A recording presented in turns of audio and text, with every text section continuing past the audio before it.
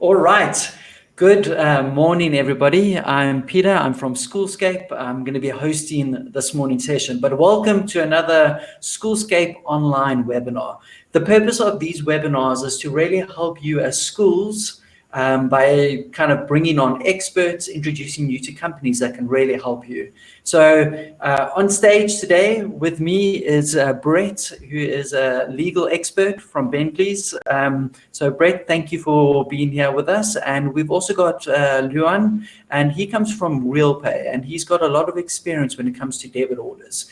And we were just chatting pre this, and Brett let me know that this morning, Cape Town School, an article in Daily Maverick, the school is battling to get school fees in to such an extent that they've had to reduce salaries. I think, Brett, you said by 20 to 50%. So I think if there has ever been a relevant time for this topic, it is now. And that's why we've got these two panelists on that we believe are really going to be able to give you insight and to help in understanding what your school can do at the moment, how to effectively collect school fees, and legally what the standpoint is. So ladies and gentlemen, welcome. On your right, ladies and gentlemen, of your screen is a chat bar. You are welcome. There we go. Nazmin has just said hi, so thank you for that. So if anyone else wants to say hi, you can. What I'm also going to do is, there all the highs are coming in. What I'm also going to do is I am going to drop in a link to a survey. So Brett, it's going to go in and I'll push it again. Brett from Bentley's is running a survey just to understand the effect on school fees. So if you fill that in, post the webinar, we'll be able to email you those results. But that's enough from me. Brett, I'm going to start with you, if that's all right. I think as a legal expert, I think there's a lot of schools that have a lot of questions. And please, schools, if anyone has questions, in the questions tab, you are welcome to drop a question, and we'll see if we can get to them. Brett, so thank you. I think if I can start straight with the question, the DBE, what have they said about school fees during COVID? Fortunately, the statement that was made by the National Minister of Education on the 30th of April has said that school fees are due and payable. Obviously, that is specifically relating to public schools, but it's a similar situation with the private schools out there. So it's positive that the Department of Education is behind the schools in terms of payments. The advice that they gave is if that any parent has any issues, that they are to go and discuss it with the schools. So yeah, that's a positive place for us to start in terms of the financial support for schools. Okay, well, that's great. Okay, so Brett, when it comes to, I think a lot of schools are looking for clarity, just understanding their legal opinion. So I know what's been in the media a lot is parents talking about using the legal principle of force majeure to argue that schools have not performed, and because of that, they don't need to pay school fees. Could you address that and just give some clarity to the schools just around that? Okay. Yeah, it's a wonderful French word. It just sort of rolls off your tongue, doesn't it? Force majeure. Yeah, I'm sounding fancy here. And I think it's caught on quite a bit because of its snappiness. But to be quite honest, in South Africa, we don't have a concept of force majeure. We've got a wonderful little legalese called supervening impossibility of performance. So hence why everybody's calling it force majeure. And the reality is, just to explain force majeure, if you look at back in 2014 with the Ebola virus that happened in West Africa, there was a situation where the governments in West Africa said, we're stopping people from going to work. Situation was that certain mining companies there couldn't work. They were then, in turn, their creditors were looking to them for payment. And they turned around and said, force majeure, we can't pay.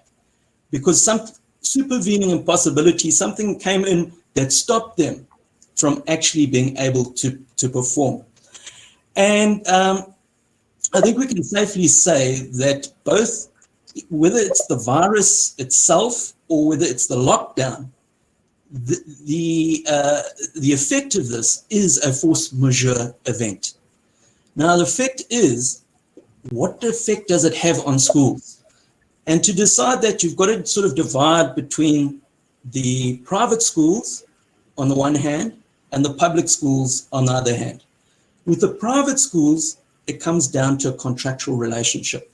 So yes, public schools can say, for example, if a parent of a learner had to come along and say, well, you couldn't perform for me this year, I haven't had education, I want to sue you for damages for a loss of a year. Let's just say if the year was lost. In that situation, the school could raise a force majeure and say, well, we couldn't perform. But from the same perspective, if the school says it can't perform, there's also the responsibility to pay. So it's a two-way contract. The one is the offering of legal services, the other is the payment of fees. So for private schools, the big thing is their standard terms and conditions. How does it deal with force majeure?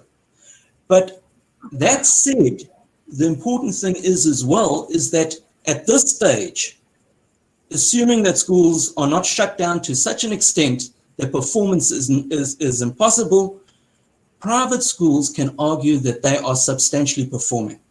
And because they're substantially performing, they are entitled to get their payment. Okay, so that, Peter, is private schools. Yes. Moving across then to public schools, there's a phrase that a lot of public schools have heard me say in my seminars and my talks, and it's a drum that I beat regularly, is public schools are not a contractual liability, it's a statutory obligation. Sure. Okay, so because it's a statutory obligation, if you look at the way that the SA Schools Act is saying, there's no nexus between the payment of school fees and performance. It just says that if you are registered as you'll have your child admitted to a school and they're at that school, they have to pay. So yeah, that statutory obligation is what is going to help public schools, other than the fact that the majority of public schools have also, the same as private schools, substantially performed. In addition, even if, if we want to really get technical, there's even a chance that if a parent of a learner at a public school wanted to claim the repayment of fees, let's just say worst case scenario, our worst nightmare, the Minister of Education later this week comes along and says schools are closed for the rest of the year, that's it, we'll look at things again in 2021. In that situation, if a parent is already paid, the claim might not be against the school. It might actually be against the Department of Education. Because if we look at the provisions of Section 60 sub 1 of the SA Schools Act, it says that the Department of Education is liable in the place of schools for any acts or omissions on behalf of the school. Wow. So government schools are very protected in this regard. Yes. Okay. Yeah. So look, obviously the big thing is, and I suppose we're all waiting with bated breath to see what the Minister of Education says, but it's whether the main thing is, can we get substantial performance of schooling in this year? Okay. Brett, just on that, a question came in from Megan, which I think is pertinent. She asks, would online learning have been enough to fulfill the school's legal obligation? So if a school is providing online learning, yes, does that help? Okay. Look, it could well. It depends on the extent of the online learning. You know, I've heard of some schools having, 2 lessons a day, 40 minutes each. Would that be substantial performance or not?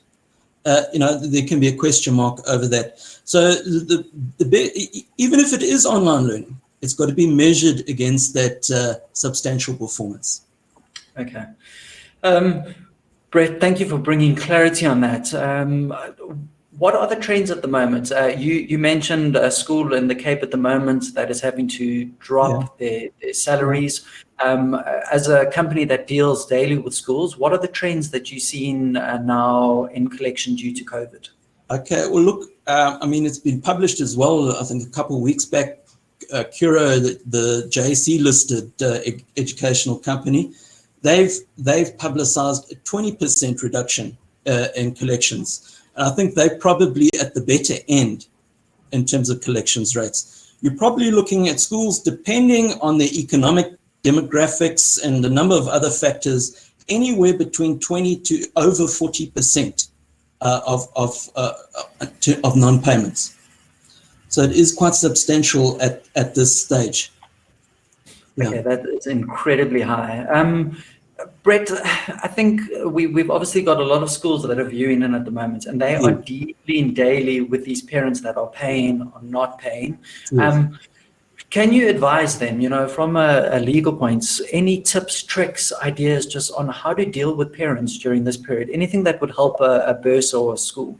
Okay, look, the main thing is I think you've got to ring fence what, for want of a better expression, the COVID debtors. So in other words, the parents that are directly affected by the financial turn, I mean, we're talking about 3 million South Africans losing their jobs in the last couple of months. Those type of people have to be ring fenced and be dealt with slightly differently. Why do we have to ring fence them differently? Because they're not your traditional debtor. And I'd just like to just compare a study that was done in America. So there was a study done in a debt collection company post the financial crisis in 2007, 2008. And what that study showed was that traditional debtors took 2.5 years to pay off the debts of this company. But if they looked at the people that had been retrenched as a result of the financial crisis, those people paid off their debts within 9 months.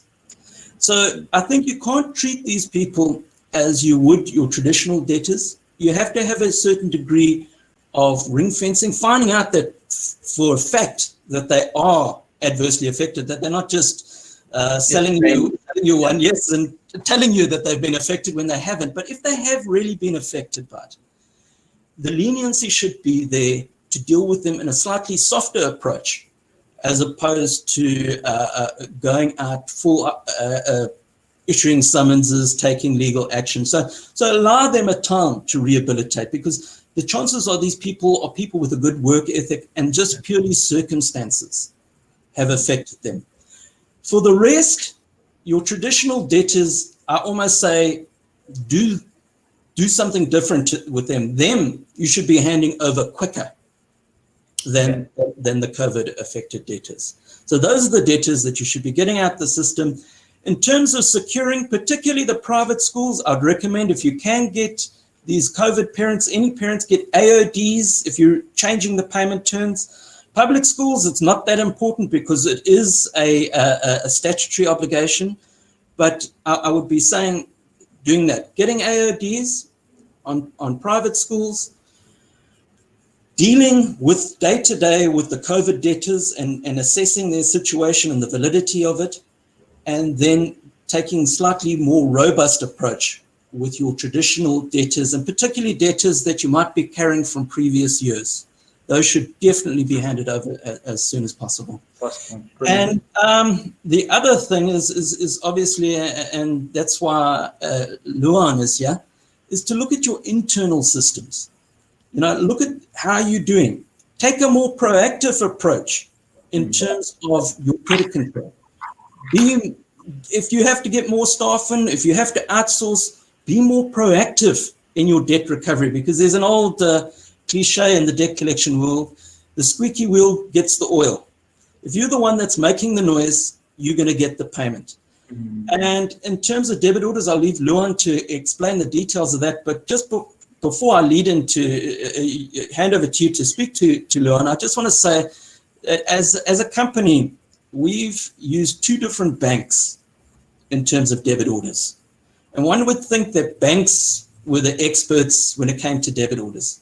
The level of service that we received from the banks was shocking compared to the level of service that we've received from a specialist like Luan. So that's just my little punt as a client of Luan's before we hand over to him. That's great. I think, Luan, I'm going to get to you. Thank you for sitting patiently. Also, to everyone sending questions, thank you. I think we're going to give Luan a talk to chat for a bit, and then we're going to grab some questions afterwards. I know we want to try keep the webinars to 30 minutes. I think what we might do is make 10 minutes also available past 30 minutes just to answer some of these questions. Sure. Brett, just before I ask Luan, because I think this might be a good leading question, as an expert, in your opinion, with schools, how effective are debit orders? I know we're going to be talking to Luan now, who handles that. Just your kind of professional opinion on the most effective way to get fees from parents. Yeah, absolutely. You know, in the old days, before certain constitutional court cases changed things, one of the most effective tools was using what were called garnish orders, emoluments, attachment orders on people's salaries. That's no longer there. So the debit order has got an incredibly important role to play in terms of collections. And my experience with schools is that they don't use it as efficiently as they could be using it in terms of their collections. Okay, brilliant. Luan, thank you. You've been incredibly patient. Brett, I see there are lots of questions, so we'll get back to you back at the end.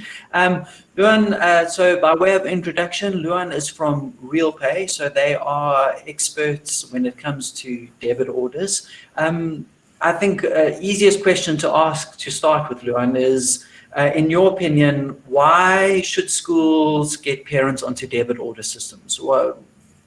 Why should they do that?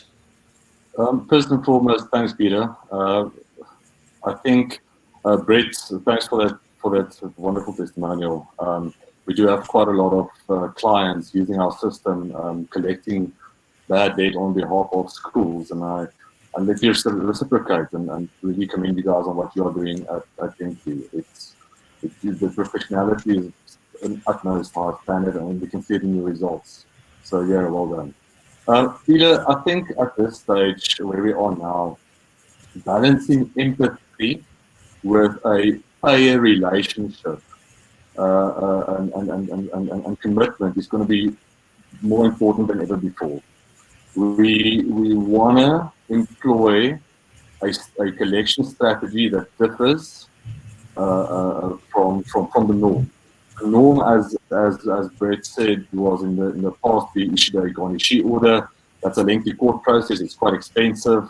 It's quite a shameful thing to have against your name. And I mean, I issued a lot of garnish orders when I worked at the attorneys about 12 years ago. But then I got into digital payments, and I want to expand this conversation not only to debit orders, but to digital payment options, which debit orders is just one of those. I think at this stage, keeping up with trends, keeping up with world trends, collecting your money should adapt quite quickly.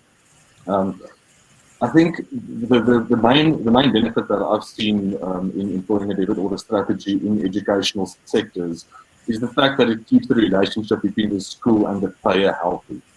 Either in the past, as Brett well mentioned, we phoned them, we asked them, where are you going to pay? We send them letters, we send them emails, we send them SMSs, we send them WhatsApps, we send them bugs with little post-its on them.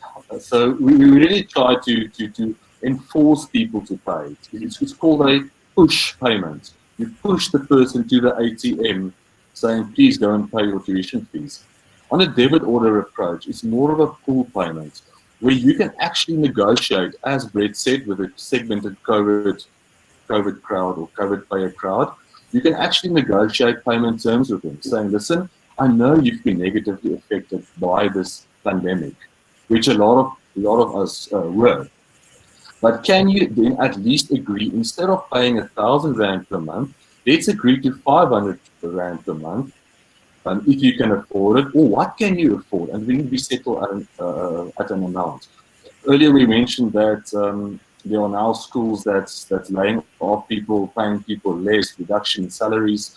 Enforcing a decent collection strategy at this point in time is going to be pivotal and crucial to everybody attending this seminar's livelihood. As long as we can collect funds, we can pay salaries, and we can keep our households alive. So enforcing debit orders at this stage is crucial. It is now more than ever important to relook your collection strategies. So, Leon, what I'm picking up from you, if a parent is coming and saying they can't pay school fees, it's nearly to negotiate with them and say, that's fine, we can reduce it, but then we want a debit order.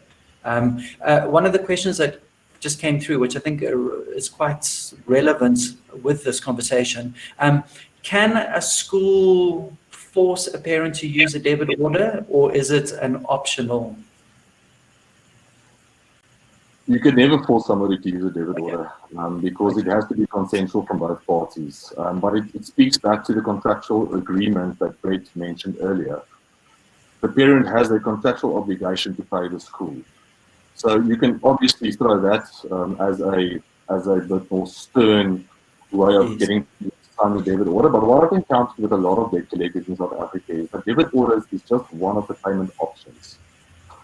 So I mean, you're more than welcome to give them options. I think it's just key to have flexibility in your payment terms, so that it sits well with both the school from a financial management perspective, as well as from a parent from an expense management perspective. To have that in between and to settle on a payment by debit order is actually key.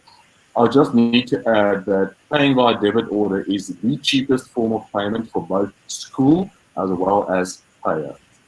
Oh, wow. From the payer side, cash is expensive, and even on the school side, cash handling fees are quite expensive. So enforcing a debit order by far is the financial clever way to go. Okay. Luan, talk me through if schools are presently using debit orders or are looking to use debit orders, what kind of paperwork, etc., do you need in place? I think obviously the more effective it is, the less likely it is for people to default or you can get the money. So what do they need in place?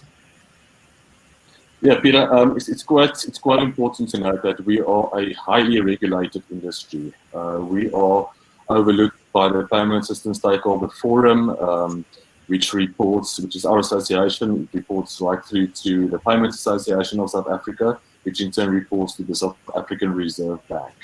And debit order abuse is rife at this stage, and I'm sure each and every one of us present here today has read about it in every form of newspaper or business online. People are going around collecting money without consent, and some of you present here today might have been affected. So it's crucial to have a mandate, as we call, or authority to debit, in place with the payer, with the account holder, with the person we are collecting the funds from. I think that's the long and the short answer. We do constant audits where we ask for 5 random authorities to debit. We see if they actually speaks to the reporting that we get on amount, on date. So yes, Peter, there are some documentation, which in essence is also a contractual agreement between the two parties. Okay, brilliant. And then we're getting quite a few questions on people defaulting on their debit orders. How do you handle that? Can you run the debit order again if it bounces? What are the steps? I think we've had 2 or 3 people just mention that they've seen increased defaults. How do you handle defaults on debit orders? Yes, Peter, I think the first thing that people cancel when times are tough is life policies, gym memberships, and debit orders. It's been increasingly easier and easier to actually stop or dispute debit orders, and I've done both. I mean, I had to test the end-to-end system. The reason why people dispute might be seasonal, i.e., January months or in a pandemic like this. Reducing the fee and renegotiating the terms, I found, is the most effective to actually get success on those debit orders. You might have a debit order in place. Let's say, let's take an example. Let's say I'm in a financial crisis. I've got 10 debit orders in place, ranging from 5,000 rand to 500 rand. The ones I'm going to cut first would be the higher amount ones, because that's going to give me most bang for buck. It's a simple call to my banker, and they actually do a bit of a mandate with yourself, indemnifying themselves, and then the debit order is cancelled. In some instances, the people dispute the debit order if it's a no-day transaction, and those funds are available back in their accounts immediately. What we have picked up, and I'm seeing I'm taking too much time now, but what we have picked up is an increase in debit order disputes or stop payments over January months, due to the reason that people get paid early in December. And then obviously there's holidays and there's and then January they haven't got any funds to actually available for payment. So then you'll have an increase. But it is seasonal. We process millions of transactions per month, and we have some decent strategies, which is part of the value proposition of RealPay, to actually minimize our debits. I must just conclude before I just confess, of all the transactions RealPay runs in their system, less than 1% are disputed. That's purely a result of decent contracting and advice from our side. Okay, so Luan, on that, and I think it's a relevant question, if a school is looking to set up a debit order or is not happy with their present debit order company, what is your advice around that? Kind of why should they use a professional business, or should they do it themselves? If you could just speak into that. Yes, I think as Brett also mentioned earlier, we do debit orders. In South Africa, we're a multinational company. We provide right through from account verification right up until debit orders.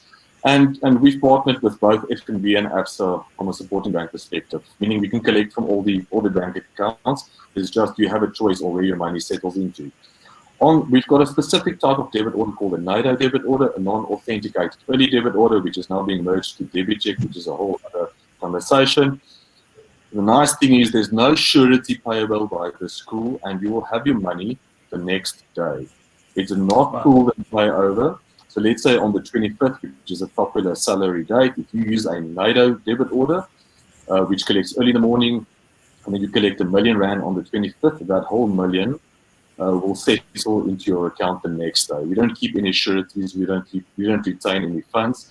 And then you get a normal debit order, which is old technology, where funds are retained for a minimum of 5 days. It depends on the product that you use. Okay, awesome. Brett, we're going to get back to you in a second. I think one last question. If schools are looking to set up a debit order, if they're looking to appoint a company, can they contact you? Can they speak to you? How do they do? And do you have any kind of special offers or anything that schools need to be aware of? Right, so guys, usually we have some admin and time that goes on setting up a school to collect via NIDO. And usually we charge a activation fee of 5,000 Rand. We have extended a special for everybody that is present in this webinar to waive that 5,000 Rand completely.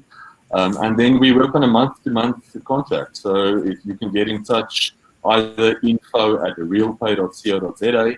Afterwards, Peter, I'm sure you guys will send out communication with contact numbers. My own personal contact number will be on there, as well as my colleagues, Quintus Swart, who works very personally and closely with Brett. And we're more than welcome to show you what it looks like, book a presentation, which is free. Once you see the system, once you see the ease of use, people tend to sign up close to 100% of the times. We have similar systems in the market out there that you may know of, something like ABSA Integrator. We have humanized ABSA Integrator and make it quite user-friendly, which is key. Cool. Awesome.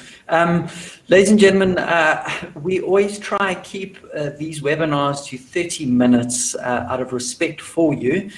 So we understand if any of you need to duck off, but I see there's about 100 questions I think Brett and Luan can most probably talk into. So what I would like to propose is I'm going to get on to questions now, but just before I do that, for anyone who needs to duck off, thank you. We've appreciated having you on.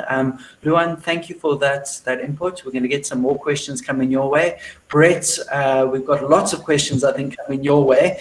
Maybe just before I get into questions, just in case anyone needs to duck off, Brett, how can you help schools? In a nutshell, if a school needs help, what is it that you can help with? We can help them with the collection of those outstanding debts. So there's a certain point where internal collections don't work, and we are one of the highest performing debt collection agencies in South Africa. We specialize in school collections. We know what it's about, so we can assist them in getting that money in. Okay, brilliant. Also, Brett, you are incredibly highly rated on School Advisor, our partner company. So, okay, I don't know where Leon has disappeared. I think his internet might have dropped, but if he comes back on, he can help answer questions. For those that can stick around, I'm going to just choose a couple of the questions. I know we have quite a few here.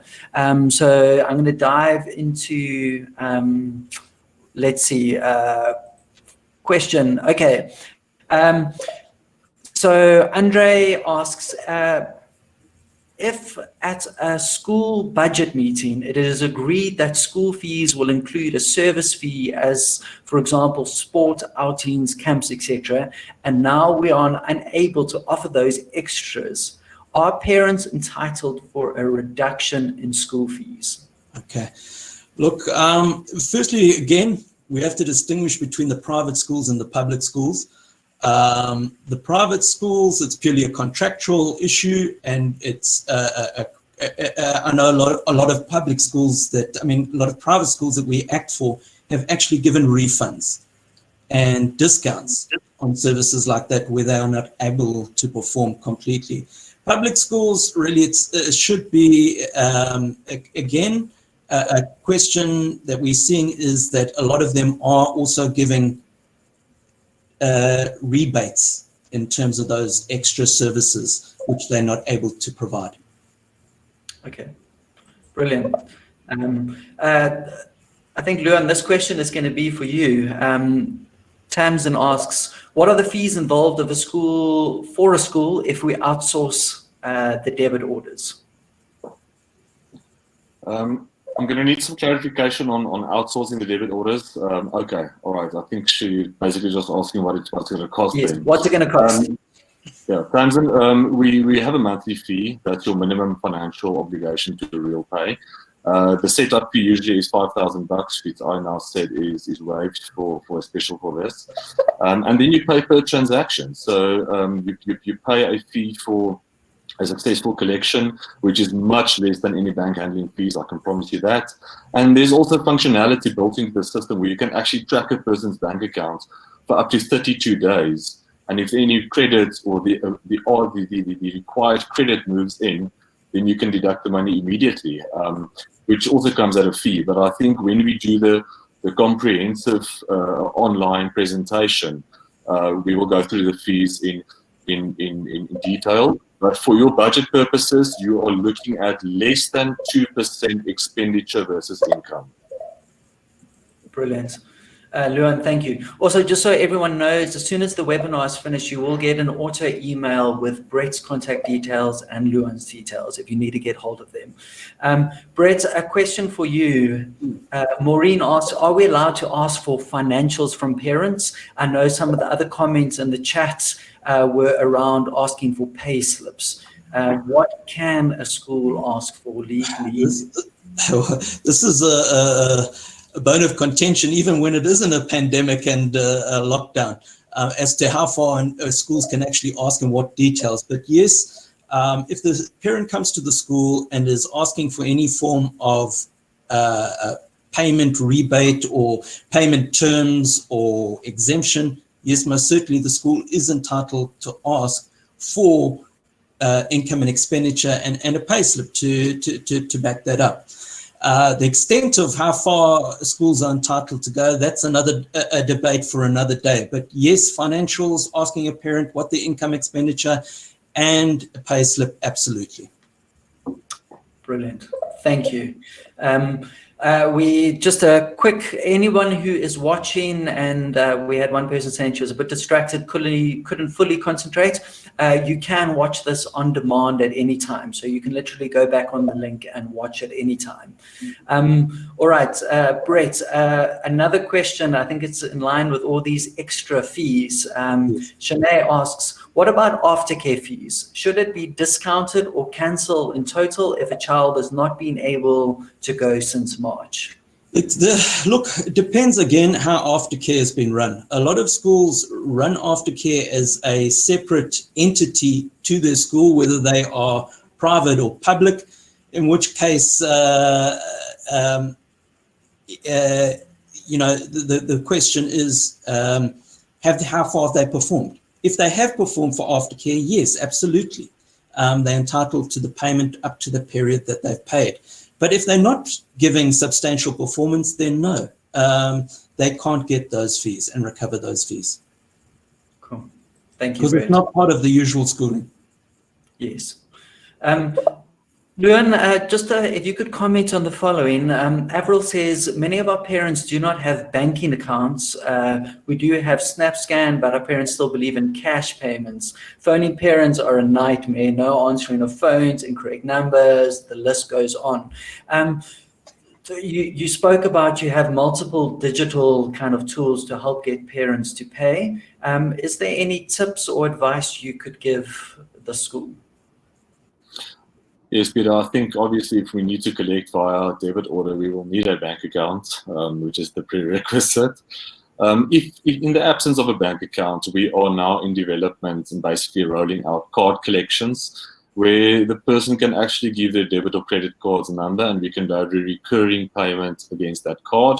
There are multiple other streams actually to use, which we are looking at. We are looking actually with a growing demand of e-wallet and mobile money, we can collect from those accounts. But I think I saw something in the comments earlier on Easy Pay or Pay At, which is also a very effective collection tool that's outside of RealPay. It's totally other companies.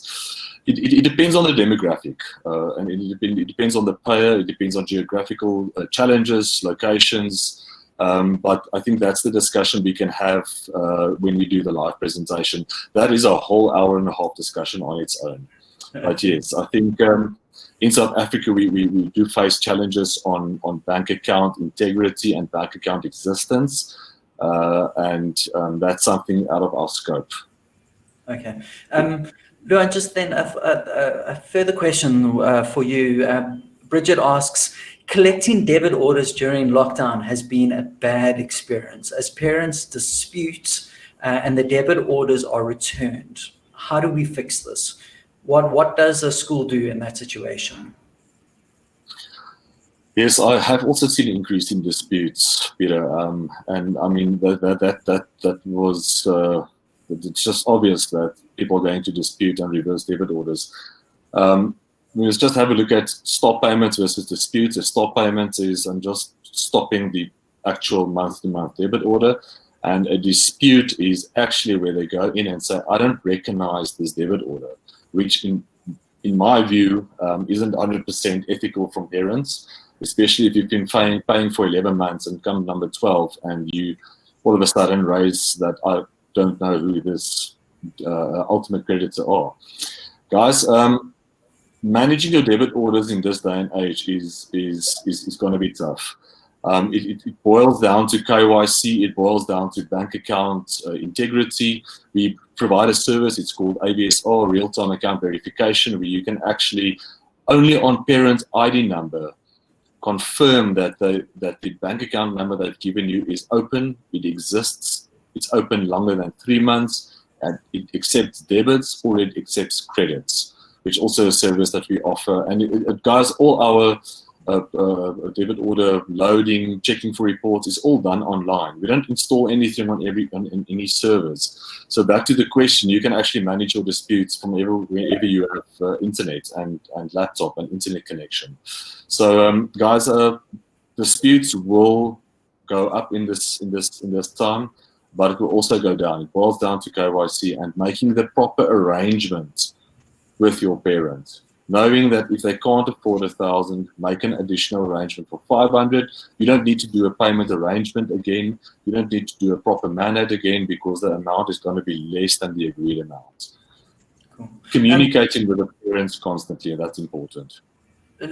Just to ask a question, as RealPay, would you assist the school with that planning and how to do that? So what could a school expect when it comes to help in that regard? Our business model is is built on the premise that we make the most amount of profit on a successful transaction, and that's the God's honest truth. So if you are sitting with a successful collection rate of 70%, I'm not going to be too happy about it, because we're making 70% of our potential income. So you will be assigned an account manager, which in this case will be Quintus Swart, and which will engage with you on a monthly basis and say, listen, let's look at these dates for the next month. Let's try and submit your debit orders for those dates. Use a bit more tracking, lesser your amounts. So all of the account managers who will look after your account are paid commission on your successful transactions. So they'll make quite sure that you are as successful as possible and running high 80% successful collection rates like Brett himself does. Brilliant. Thank you. No, it's great also just to know the role of, I think any school can do with as much support as possible. Brett, I've got a legal question I'm going to read to you, and I have to admit, I've just read it now and I fully don't understand it, so I'm hoping you will. So here we go.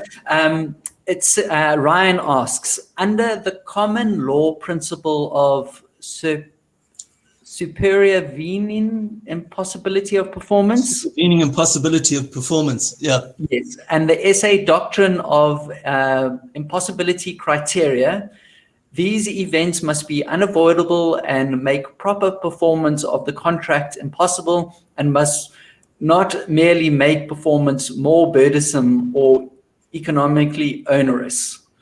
Ryan then asks, how is proper performance defined? I'm just going to repost this question in the chat bar because I battled to read it.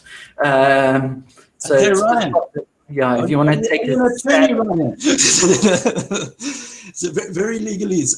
Yeah, just basically bottom line is proper performance is always the subject of a dispute, and in this case it will be. And that goes back to what I said. I use the term substantial performance. Ron uses the word proper performance, but it's whether or not the school can perform its educational obligations in the way that it's meant to.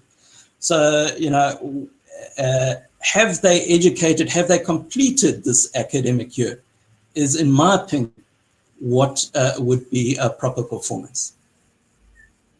Okay, brilliant. Well done for answering that one.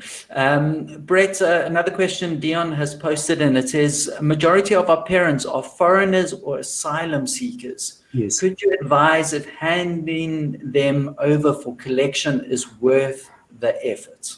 Okay. That depends on if you are handing just over to an attorney who's going to charge you fees for the work done, then my answer as a general rule of thumb would be no, because a lot of these people can be very difficult to enforce a legal process against. But if you are handing over to a debt collector such as ourselves, which are charging on a commission basis, then it is you're not losing anything by handing them over because it's not costing you. We will then obviously make a call as to whether or not it's viable to go legal based on the particulars of the particular matter and advise you accordingly. I see a follow-up one there. Can you list a parent on RC there? Yeah, I would. A non-COVID parent, I would feel quite comfortable with doing, and as long as you're complying with the listing requirements, in other words, you have the parents' consent, you've sent out the letter in terms of the National Credit Act, and they are in breach of their terms of payment, then yes, you can list them. Okay. I think we're literally going to go down to the last one or two questions. I know we've gone over time and I want to respect how busy the schools are. Brett, one of the questions that came in a little bit earlier asked, if a parent can't pay school fees, as a school, can you direct that parent to a no fee paying school? No, absolutely not. In terms of established case law and the Act, there's no way that you can refer somebody away once they've been admitted to your school. So the basic principle is once the child is in your school, as a public school, you cannot refuse them on the basis of their inability to pay. Okay. All right. Brett, Corin asks, are there any attorneys or debt collectors that will do the Section 41 letter on behalf of the school? There we go. Okay. We do it on behalf of our clients and make sure that they comply with that. It's part of our service to clients. Cool. All right. Okay. So Tia asks, where do we stand when we have given an online service to all learners during lockdown and a parent then claims they did not use this or could not access it? So why should he pay for school fees? He did receive all the information sent via the same way. We're a public school. Okay. Yes. I think that the year has got to be looked at holistically. So you can't determine, the parent can't say now that they haven't received the full year's education, because it's a combination of the online and the future teaching that child is going to receive. So if it's a public school, I think that most certainly that parent is on thin ice and doesn't have a valid argument for the non-payment of school fees. Cool. Brilliant. Ladies and gentlemen, this is going to be the last question, and then I'm just going to close. Milani asks, we have a grade R parent. Can we deregister them for non-payment? Okay, again, assuming that this is a public school, can you just confirm that? If it is a public school, it would depend on how they've set it up. Because public schools, grade R's are getting introduced more and more to be a normal part of the education stream. So I would be reluctant to exclude them at this stage for non-payment. But look at the specifics. I'd have to look closer at the specifics of that case. Okay, brilliant. I think, ladies and gentlemen, if you are looking for help, I think this is a crazy time. We will send you an email now with Brett's details, so from Bentley's. What I really liked is they go on a commission basis, so it's in their interest to get everything in. And they are top rated on their reviews on School Advisor. We can highly recommend them. They have a great response from school, so they are a trusted party to help. If you are then looking for debit orders, just online payments, that kind of stuff, please reach out to Luan. They have very kindly agreed that if your school is looking to implement a debit order, or if you want to move over to them, they are going to waive the setup fee. And I think, Luan, that fee is normally around 5,000 Rand. So yeah, that's about 5,000 Rand, Peter. There's a small regulatory fee of, I think, 420 Rand per annum that needs to be paid, which is not real pay fees. Okay. And then, as I said, it's on a month-to-month basis. Peter, I forgot to mention one thing, which I think is quite topical of this conversation. We have recently invested in a sister company of ours called Talent Plantation. And I think it's going to revolutionize education. It's quite exciting to actually go and see. So you're going to have a look at Talent Plantation. It incorporates 3D and 2D technology in online education. It's amazing. It's revolutionary. So please go and have a look at that. Please pop the link into the chat bar so anyone can check out. And then from Schoolscape side, Brett, thank you. Luan, thank you to all of the schools. Our apologies for going long, but I thought this was worth it. I think this is a relevant topic. Just to let schools know also, our next big event we are holding is Schoolscape IT. So if you are involved with IT purchasing, an IT manager or IT budget, we are running an event. It is a free event for schools, and it is going to happen on the 18th, 19th, and 20th of August. And what we are doing is we're going to be showcasing what schools are using when it comes to technology. So we're getting real school managers to share their experiences. We'll also keep you up to date of any other upcoming webinars. Brett, once again, Luan, thank you. I think you've given a lot of people a lot of clarity, so we really, really appreciate your time. To all of the schools, thank you once again. I'm going to repaste just the link for our upcoming event. I'm also going to paste the link for Brett's survey. So if you'd like to fill that in, that would be appreciated. And that is us. Ladies and gentlemen, thank you very much. We appreciate all of your time. Brett, Luan, thank you. Thank you. Cheers. Bye bye. Have a good day. All right.